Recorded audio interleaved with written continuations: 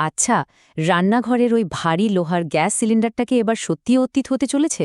মনে তো হচ্ছে তাই, কারণ সারা ভারতে এমন একটা পরিবর্তন আসছে যা শুধু রান্নাঘরের চেহারা নয়, আমাদের রোজকার জীবনকেও কিন্তু অনেকটা।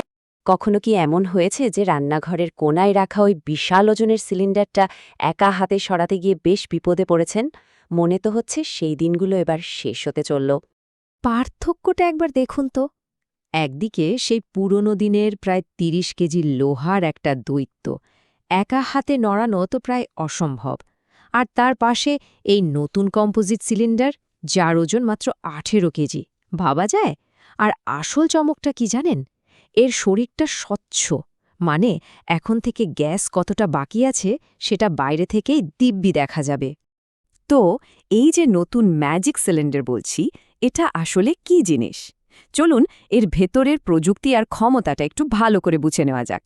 এর নাম হল কম্পোজিট সিলিন্ডার, আর নামটা এসছে এর গঠন থেকে। আসলে এটা ৩টে স্তর দিয়ে তৈরি।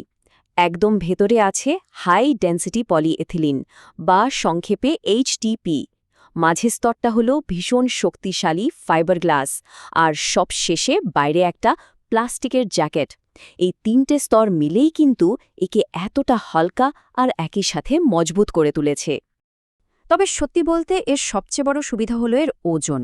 পুরনো লোহার সিলিন্ডারের থেকে প্রায় অর্ধেক হালকা। মানে একবার ভাবুন তো, বাড়ির মহিলারা বা বয়স্ক সদস্যরাও এখন থেকে কত সহজে এটা এদিক ওদিক সরাতে পারবেন। এটা তো একটা বিরাট ব্যাপার। আর ওই যে স্বচ্ছ বডির কথা বলছিলাম, ওটা তো একটা গেম চেঞ্জার। বাইরে থেকেই যদি দেখা যায় ভেতরে কতটা গ্যাস আছে, তাহলে ভাবুন হঠাৎ করে রান্না করতে করতে গ্যাস শেষ হয়ে যাওয়ার টেনশনটাই থাকল না। আর হ্যাঁ, ডেলিভারির সময় গ্যাস চুরির যে একটা ভয় থাকে, সেটাও আর থাকবে না। পুরনো লোহার সিলিন্ডারের আর একটা বড় সমস্যা মনে আছে?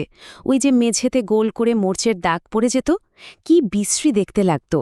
কিন্তু এই নতুন সিলিন্ডারগুলো তো ফাইবার দিয়ে তৈরি, তাই জং ধরার কোনো প্রশ্নই নেই। রান্নাঘরের মেঝে থাকবে একদম ঝকঝকে। তবে সবচেয়ে গুরুত্বপূর্ণ হল সুরক্ষার দিকটা। এগুলোকে কিন্তু এক্সপ্লোশন প্রুফ করে ডিজাইন করা হয়েছে। মানে ধরুন আগুন লাগলো, পুরনো লোহার সিলিন্ডার হলে কি হয়, বোমার মতো ফেটে যায়। কিন্তু এগুলো তাপে গলে গিয়ে আস্তে আস্তে গ্যাস বের করে দেয়, ফলে ওই ভয়ঙ্কর বিস্ফোরণের ঝুঁকিটাই আর থাকছে না। কিন্তু প্রশ্নটা হলো, হঠাৎ করে এত বড় একটা পরিবর্তনের দরকার পড়ল কেন? এর পেছনে সরকারের আসল উদ্দেশ্যটাই বা কি?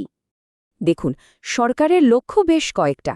১ নম্বর, সিলিন্ডারটাকে সবার জন্য সহজে বহনযোগ্য করে তোলা, বিশেষ করে বাড়ির মহিলাদের সুবিধার কথা ভেবে। ২ নম্বর, রান্নাঘরের সেফটি বা সুরক্ষার মানকে এক ধাক্কায় অনেক উঁচুতে নিয়ে যাওয়া। আর ৩ নম্বর, একবারে যে টাকাটা দিতে হয় সেটা কমানো। মানে ১৪.২ কেজির বদলে এখন ১০ কেজি গ্যাস, ফলে প্রথমবার নেওয়ার খরচটাও কমছে। এটা কিন্তু শহরে একা থাকা লোকজন বা ছোট পরিবারের জন্য বেশ বড় একটা স্বস্তির ব্যাপার। এমনকি উজ্জ্বলা যোজনা 2.0-র মাধ্যমেও কিন্তু এই নতুন সিলিন্ডারগুলোই পৌঁছে দেওয়া হচ্ছে। এতগুলো সুবিধার কথা শুনে তো মনে হতেই পারে যে এর থেকে ভালো আর কিছু হয় না। কিন্তু দেখুন, প্রত্যেকটা জিনিসেরই তো একটা ভালো আর একটা মন্দ দিক থাকে, তাই না? চলুন এবারের সুবিধা অসুবিধা দুটোই একটু ভালো করে দেখে নেওয়া যাক। তার মানে কি এই নতুন সিলিন্ডারের কোনো অসুবিধাই নেই? না, তা নয়। কিছু সমস্যা তো আছেই, আর সেগুলো জেনে রাখাটা খুব জরুরি। মূলত ৩টে বিষয় নিয়ে একটু ভাবতে হবে। প্রথমত, যেহেতু এতে ১০ কেজি গ্যাস থাকে, তাই স্বাভাবিকভাবেই এটা পুরনোটা থেকে তাড়াতাড়ি শেষ হবে। মানে ঘন ঘন বুক করতে হবে। দ্বিতীয়ত, যতবার বুক করবেন ততবার ডেলিভারি চার্জ লাগবে, ফলে বছরে মোটো খরচটা হয়তো একটু বাড়তে পারে। আর ৩ নম্বর পয়েন্টটা হলো, পুরনো রেগুলেটরটা কিন্তু এই নতুন সিলিন্ডারে ফিট নাও হতে পারে।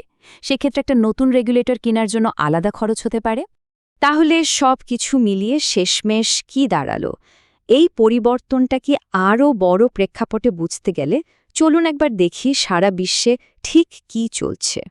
ব্যাপারটা হলো, এই কম্পোজিট সিলিন্ডার কিন্তু ভারতে প্রথম ব্যবহার হচ্ছে এমন নয়। এটা একটা গ্লোবাল ট্রেন্ড। নরওয়ে তো এই প্রযুক্তির পথিকৃৎ।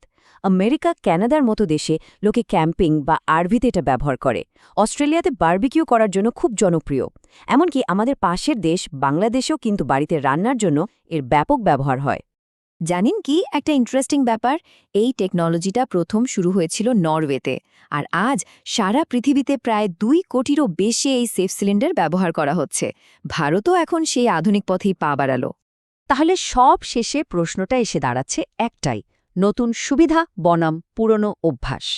একদিকে হালকা ওজন, স্বচ্ছতা আর চূড়ান্ত সুরক্ষার মতো আধুনিক সুযোগ সুবিধা, আর অন্যদিকে ঘন ঘন রিফিল করার একটা চিন্তা। এই বড়সড় পরিবর্তনের জন্য আমরা কি সত্যিই তৈরি? উত্তরটা হয়তো এক একজনের জন্য এক এক রকম হবে।